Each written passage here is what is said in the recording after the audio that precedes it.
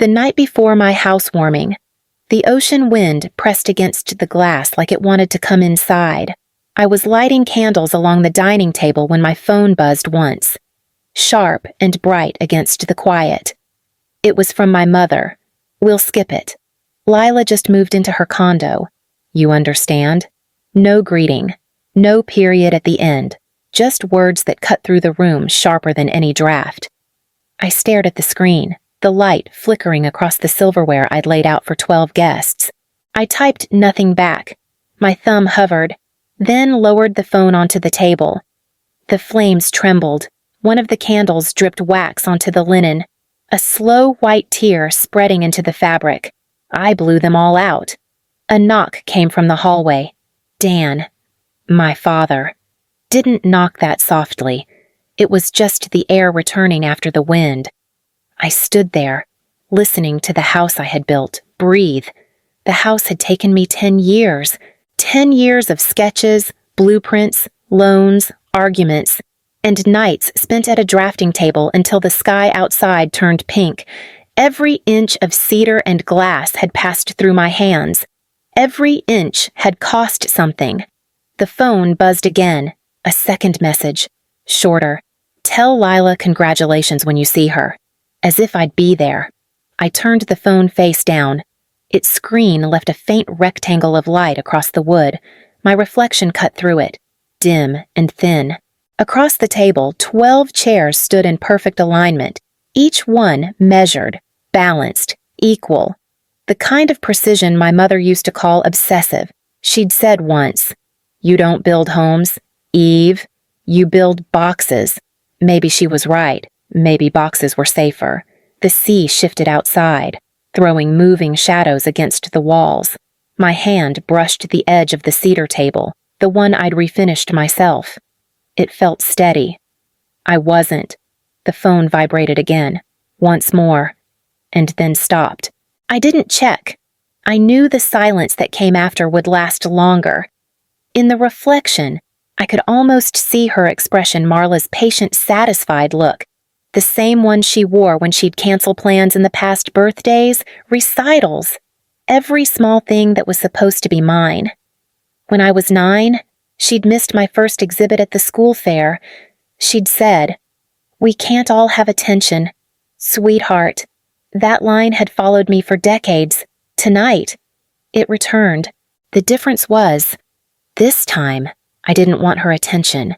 I reached over, gathered the unlit candles, and set them aside. My breath left a fog across the glass wall, and for a moment it looked like the ocean disappeared behind it. I whispered, not to anyone, not even to myself, just to the quiet that filled the room. Understood. Then I locked the door. The sea kept moving, and the house stayed mine. When I was 8, Christmas mornings started with the smell of cinnamon rolls and the sound of my mother's heels clicking down the hallway. Lila would already be sitting by the tree, ribbons tangled in her hair, cheeks flushed from excitement. Mom would smile and hand her a box wrapped in gold paper. "Open yours first, sweetheart." Lila tore through the wrapping, squealing as she pulled out something new, a dollhouse one year, a pink tablet the next. Dad laughed from the couch. "That's my girl." Then Mom turned to me, reaching for a smaller box tucked behind the others. "And for you, Eve," she'd say, her voice turning practical. Inside was always something useful: socks, a notebook, a pack of pencils. "You like writing things down." I'd nod, pretending that was enough. At 10, the same pattern repeated. Lila danced at her school recital, a white dress spinning under stage lights. When the applause roared, Dad lifted her into the air, shouting, "You were perfect." A week later, I came home with a blue ribbon from the regional science fair. I'd built a solar car from scrap metal and wire. I held it out like a small miracle. Dad barely looked up from the television. "That's nice, kiddo. Don't stay up so late next time." I remember standing there, holding that ribbon, watching the reflection of the TV flash over it until the color blurred. By the time I turned to 12, I'd stopped waiting for their faces to light up. When I joined the engineering club, Mom said, "That's good practice. Maybe you can help Lila with her math later. She said it like a compliment. So I found my place in the shed behind our house, the one that smelled of cedar and rust. That was where I could sand down pieces of wood, build something steady, something that didn't depend on applause. One afternoon, I built a small table, uneven legs, rough surface, but it stood. I ran my fingers over the grain and whispered, "This is mine." That table followed me through every move after, every home, every job. The gifts they gave me had never lasted, but that table, my first creation, never left. By the time I was 13, the shed behind our house had become mine. It leaned slightly to one side, smelled of damp wood and old paint. But it was quiet. No one followed me there. One Saturday, Dad opened the back door, saw me sanding a board across my knees. "That thing's crooked," he said. "I know." I told him. He watched for a second longer. "You could be outside with your sister. She's helping your mom with decorations." "I'm busy," he shrugged. "Suit yourself." The door closed, and the house swallowed him again. The table took 3 days. I found old nails in a jar, hammered them in until my fingers blistered. The legs wobbled, the top was uneven, but it stood. When I finished, I sat on the floor beside it, palms flat on the rough surface. Mom came out later, wiping her hands on a towel. "You've been out here all day," she said. "You should clean up before dinner." "I made something," I said, stepping aside so she could see. She tilted her head. "A table." "Yeah," she smiled small, distracted. "Well, it's a start. Maybe next time you can make something for the house." After she left, I sat back down. Her words echoed, heavy in the air. For the house. Everything I built was supposed to belong to them, but this one didn't. I carved my initials into the underside before the light faded, the first thing in my life that carried my name instead of theirs. When I ran my hand across the top, the splinters bit into my skin. I didn't pull away. It felt honest. It felt mine. I barely slept after the message. The house felt too big, too bright. When the morning light hit the glass, I was already sitting at the dining table, my phone still face down beside the unlit candles. The ocean outside kept moving, but everything inside me had gone still. I opened my old leather notebook, the one I'd carried since college. The pages were creased and marked with measurements, sketches, deadlines. This time, I drew a single line down the center, on the left. I wrote those who always had a seat. On the right, those who never did. The left column stayed short. Mom, Dad, Lila. That was it. The right side filled quickly my grandmother, my cousin Cal, my old college roommate Ruby, who'd spent holidays alone, Aunt Joy, who'd always been told she talked too much at the table. Each name pressed deeper into the paper. When I finished, I stared at the list until the words blurred. Then I whispered, "Enough." I pulled my laptop closer, opened a new message, and started typing dinner this Saturday. My place by the coast. Come hungry. I sent it to the people on the right side of the page. One by one, a few minutes later, Ruby called. "Eve, you're hosting." "Yeah." A pause, then a soft laugh. "You never host. I guess it's time."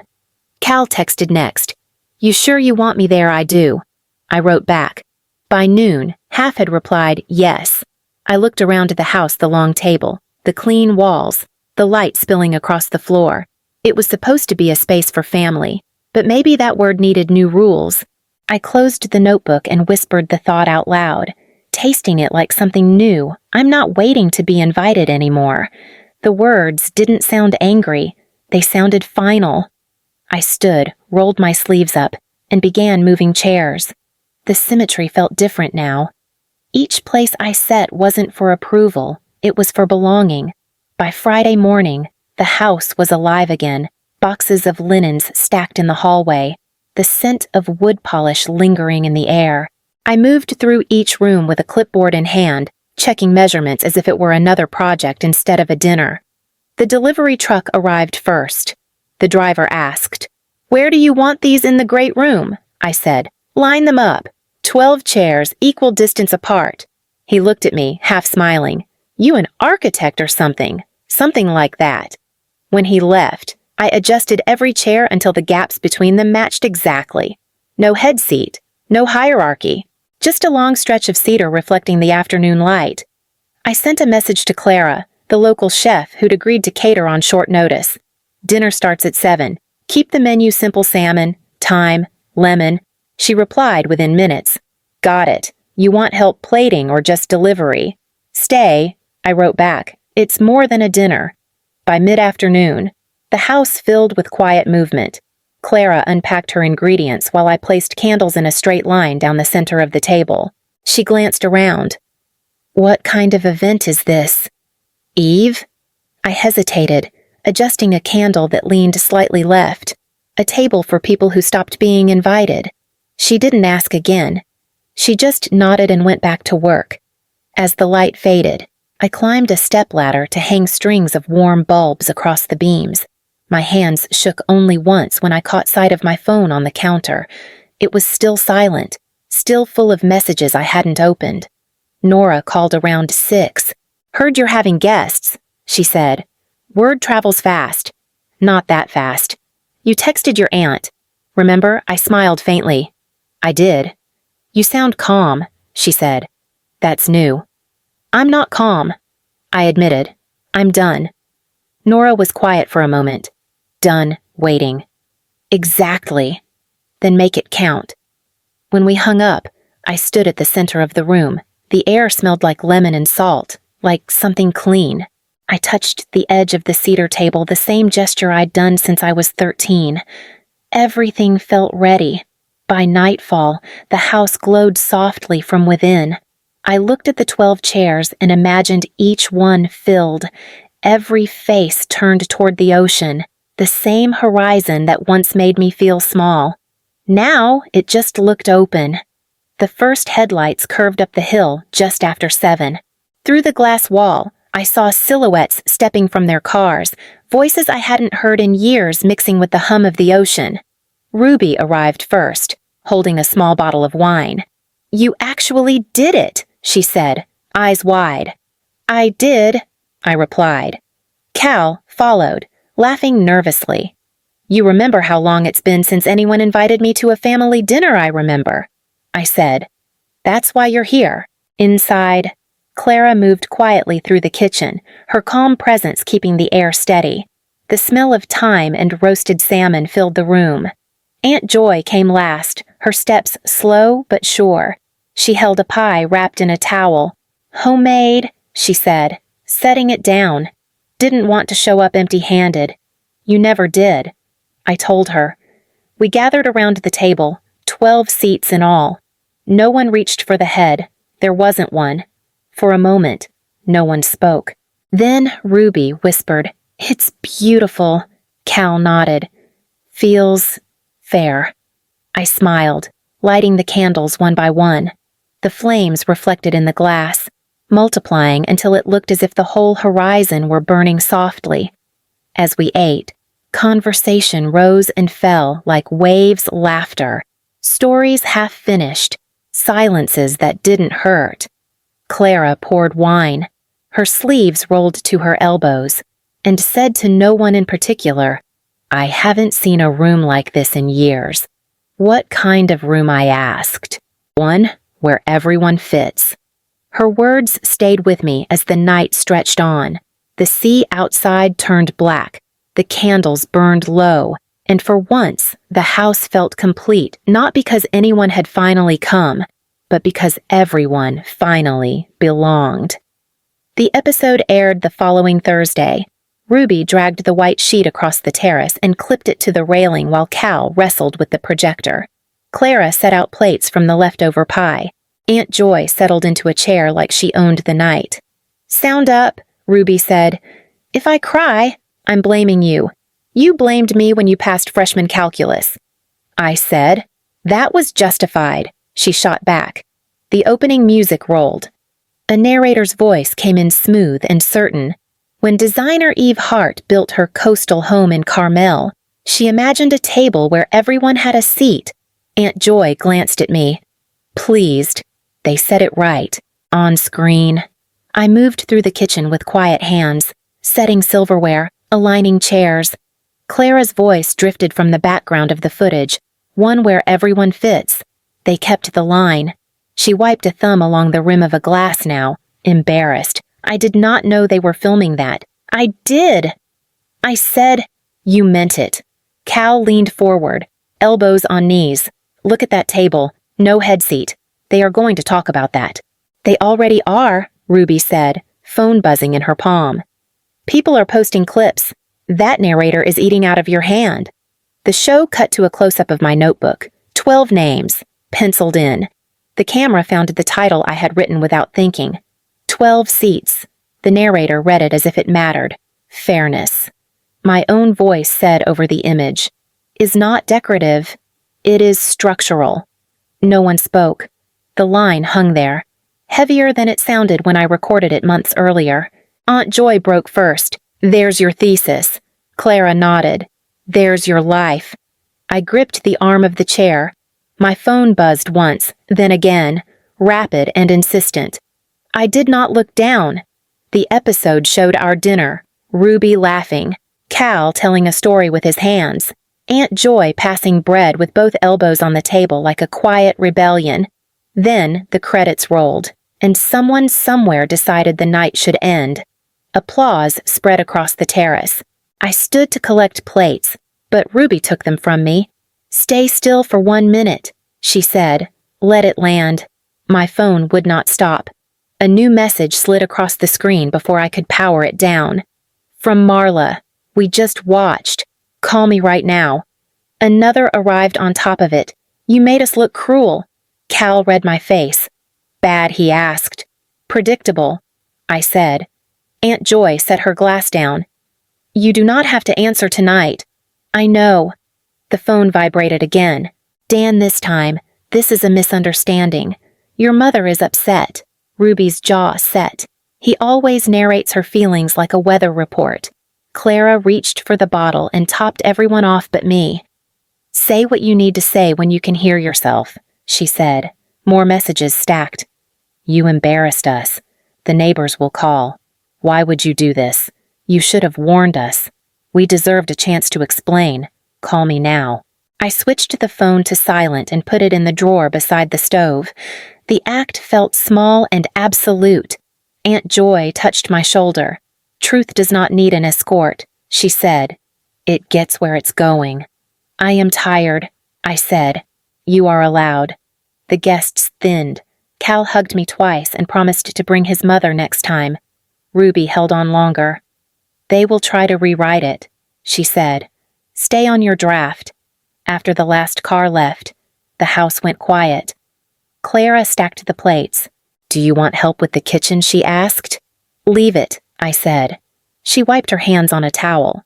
You know this will not go away by morning. I know. Then pick your moment, she said. Make it yours.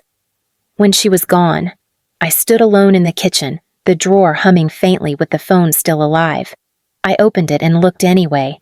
A voicemail from Marla, a short one from Dan, a text from Lila I had not expected. From Lila, I am proud of you. Mom is spiraling. Call tomorrow if you want. I stared at her name until the letters blurred. Then Nora called. I saw it, she said without preamble. They will be on fire. Do not pour water. Let it burn down what it needs to. They are texting. They will, she said. When people lose a story they have owned for decades, they thrash. I do not want to fight. You do not have to, Nora said. All you have to do is refuse to carry their version. I leaned on the counter. They think I shamed them. They did that themselves, she said. You built a table. They chose not to sit. Her certainty steadied me. I will call tomorrow, I said. Good. Nora replied. I will be there. On the phone. In your kitchen, she said. I will bring tea. Your mother will bring blame. We will see which one lasts longer. I almost laughed. Thank you. Sleep, she said. Put the drawer back to bed. After we hung up. The terrace still smelled faintly of lemon and wine. I took the phone out one last time. scrolled past the messages, and typed a single line to Lila. "Tomorrow at noon. Here." Her answer came fast. "I will come." I slid the phone into the drawer and closed it gently. The click sounded final. The house settled around me. Somewhere far off, the ocean kept its rhythm, but inside, the only sound left was my breath, steady enough to carry me to morning. Nora arrived first, right at noon, a paper bag of tea tucked under her arm. She set it on the counter and looked at me. "You look steady," she said. "I feel steady enough." "Good. Keep your sentences short." A car door shut outside. Another footsteps at the porch. I did not move to open the door. I let them knock. Marla's voice came through the wood. "Eve, it's us."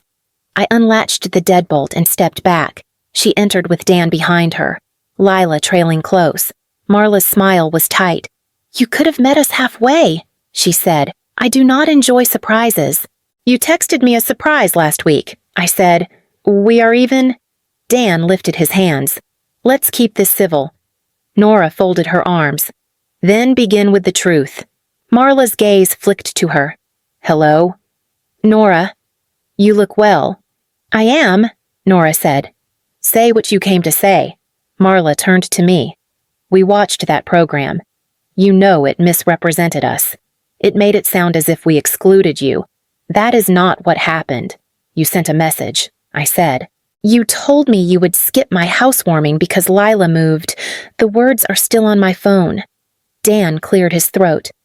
"Your mother meant that weekend was complicated." "Complicated means hard," Nora said, "not cruel." The message was cruel. Marla blinked. "You are taking a tone. I am using nouns and verbs." Lila stepped forward, voice small. "Mom, maybe we should just—" Marla held up a hand. "No, I will not be judged in my daughter's kitchen." "Eve, if you had invited us properly, we would have tried to rearrange. I invited you." I said. "You declined. I rearranged the meaning of family without you." A flush rose along her neck. "You embarrassed us in front of the entire town." The phone has not stopped. "People assume the worst. They assume the obvious," Nora said. Marla faced her again. "You have always disliked me. I have always watched you." Nora answered. "That is not the same." Dan looked at the floor. "This is getting out of hand. It was out of hand when it started." I said, "It began when I was 8, and you told me useful gifts were better for me than joy. It continued when Dad told me not to stay up late after I won a science fair. It grew when every celebration bent around Lila. Last week was only the part that aired." Marla's mouth trembled and closed. "We did our best. You never needed much. I needed fairness." I said, "Not a parade." A chair. Lila's eyes shone. I did not know it hurt like that. "You were a child," Nora said. "Children follow the light that is pointed at them." Marla exhaled hard. "I will not apologize for loving my family. Love is not the charge," Nora said. "Preference is?" Dan finally looked at me. "You never asked for more." "I asked with everything I built," I said. "You looked at the table and asked if it belonged to the house." Silence held for a beat. Marla opened her purse, pulled out a folded note, and placed it on the counter as if it could tip the room. "I wrote what I wanted to say," she said. "You do not have to read it now. I will read it later." I said, "Say the part that cannot be written." Her eyes flashed. "You made us look like villains. I made a table," I said. "You chose not to sit." Dan lifted his hands again. "She is not wrong that the show framed it. The show used our sentences," Nora said. "We supplied the frame." Marla turned to Lila. "Tell your sister we never meant harm." Lila swallowed. "I think she knows you did not mean harm. I think she needs you to admit you caused it anyway." Marla stared at her. "Whose side are you on?" "I am on the side where everyone has a seat," Lila said. The line landed. Dan sank into a stool as if his knees remembered something they had been asked to hold for too long. Marla regrouped. "Eve, if you had warned us about the episode, we could have handled the fallout." "Now people think we are cold," I did not want a campaign. I said, I wanted a conversation. And here we are, Nora added. Have it. Marla pressed her palm flat on the counter. Fine. I am sorry you felt excluded, Nora's eyebrow lifted. That is a weather report again. Marla exhaled, shoulders tight. I am sorry I excluded you. The room shifted, half an inch. I am sorry I treated your achievements like logistics, she said, the words slow and stiff. I am sorry I made you the person who solved things instead of the person we celebrated. Dan nodded, voice low. I am sorry I did not interrupt that pattern. I waited. The apology sat between us, raw and spare. I did not move to soften it. Lila stepped closer. I am sorry I took the light and never asked where it came from. You were a child, I said again. Marla's jaw worked. What now? Now, nothing. I said. No speeches, no arrangements. If you want to belong here, you show up. If you choose not to, you do not rewrite it later. Marla's eyes filled and cleared. You built this without us. I built it with the people who were willing to carry their part. I said, if that is you now, sit down. Nora pulled out a chair. Tea, she said, opening the paper bag as if this was always where we were headed. It keeps longer than blame. Dan almost smiled. That sounds like you. It is, Nora said. Marla looked at the chair, then at me. There is no head seat. No, I said. Not here. She sat. Dan sat. Lila sat. I did not call it a truce. I did not call it anything. I poured water into the waiting cups and handed one to my mother. She wrapped both hands around the heat as if it could teach her something I could not. By evening, the house was still. The ocean moved somewhere beyond the glass, steady and distant. The teacups from earlier sat on the counter, rings of warmth fading into pale circles. Nora leaned against the sink. That was a start, she said. It was something, I answered. She meant the apology. I know. I said, but meaning doesn't erase it. It doesn't have to. Nora said, it only has to open the door. She pressed a hand to my arm before leaving. The sound of her footsteps faded down the path, replaced by the rhythm of waves. I stayed in the kitchen, replaying each word. The fight had finally ended not with shouting, but with sentences that landed like fragile bridges. I poured the leftover tea down the sink. The scent of lemon lingered on my hands. My phone sat silent on the counter. For once, it didn't ask anything of me. I turned off the lights and stood for a long time before locking the door. The house, the table, the silence, they all felt lighter now, as if they finally belonged to me. Not as proof of what I'd survived, but as space for whatever might come next. 2 days later, I set the old cedar table near the fireplace. 4 plates, 4 chairs, no linen, no cameras, no speeches. When the knock came, I opened the door to them, Marla, Dan, and Lila, each looking smaller than I remembered. Mom ran her fingers along the edge of the table. You kept this, I built it, I said. It stayed. We ate quietly. The fire cracked between us. No one reached to fill the silence. Lila spoke first. I did not know it hurt that much, she said. I didn't know how to say it, I replied. Dad nodded. We should have noticed. Mom's voice was low. You did good, Eve. Really good. It wasn't an apology. It was something closer to truth. When they left, I stayed beside the fire, tracing the same initials carved beneath the table all those years ago. The house was quiet again, but not empty. Outside, the sea breathed steady against the cliffs. I touched the wood and whispered. For years, I waited for their chair to open. Now I build the whole table myself.